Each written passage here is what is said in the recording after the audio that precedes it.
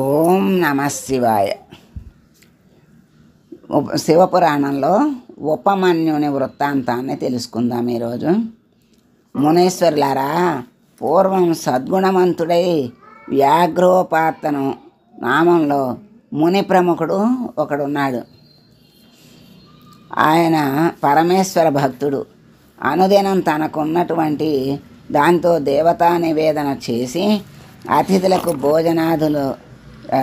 భోజనాలు పెట్టి సంతృప్తి కలగజేస్తూ ఉంటాడు. మిగిలింది మాత్రమే ఆయన భుజించేవాడు. సద్గుణవంతురాలైన విమలయను సతి ఆయనకుంది. కొన్ని దినాలకు ఆ దంపతులకు పరమేశ్వరుని అనుగ్రహంతో ఒక పుత్రుడు కలిగాడు. అతనికి జాతకాదులు చూచి ఉపమన్యుడని పేరు పెట్టారు. కాలానుసారంగా పెరుగుతూ ఉపమన్యునకు 5 సంవత్సరాలు వచ్చినాయి.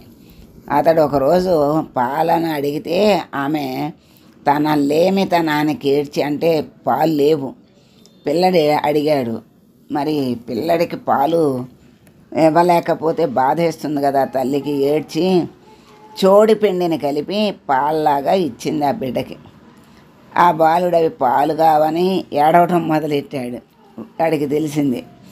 కుమారునితో తల్లి అంది, నాయన నీవేడ్చినా నేనేమీ చేయలేను, మనం ధనవంతులం కాదు, పార్వతీ పరమేశ్వరులను ధ్యానిస్తే దరిద్రం పోతుంది అన్నది. వెంటనే అతడు పిల్లడు శివపంచాక్షి మంత్రోపదేశం తన తండ్రి వద్ద పొందాడు. తరువాత కైలాసానికి వెళ్ళి అన్నపానాదులు లేకుండా ఘోరమైన తపస్సు చేయటం ప్రారంభించాడు. అప్పుడు గౌరీ శంకరులు అతని చర్యకు ఆశ్చర్యపడి దర్శనమిచ్చారు. అతని తపస్సును ఆపి ఇంటికెళ్ళమని ప్రబోధిస్తే అతడు వారిని వికృతంగా చూసి వాళ్ళను పొమ్మని చెప్పాడు. ఆ సమయంలో క్రూర వ్యాఘ్రం ఒకటి ధ్వనులు చేసుకుంటూ వచ్చి ఉపమన్యునిపై పడబోతోంది. అప్పుడు పవిత్ర శివ పంచాక్షిని జపించాడు.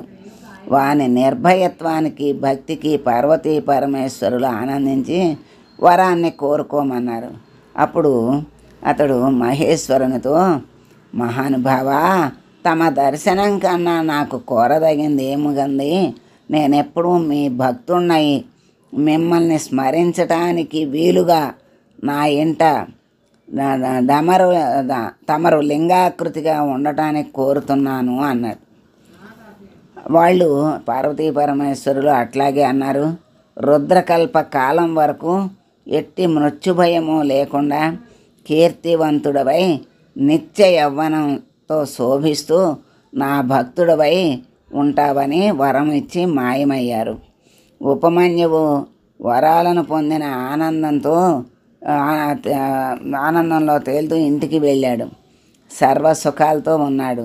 ఈ ఉపమన్యుని వృత్తాంతం వ్రాసిన విన్న వాళ్లకు భోగభాగ్యాలు కలిగి సుఖంగా ఉంటారని సూతుడు శౌనకాదులకు తెలియజేసి వారి కోరికపై జ్యోతిర్లింగముల గూర్చి సూతుల వారు తెలియజేయటం ప్రారంభించారు. ఈరోజు ఉపమన్యుని కథ మనం విన్నాం. సర్వం శ్రీ పరమేశ్వరార్పణమస్తు.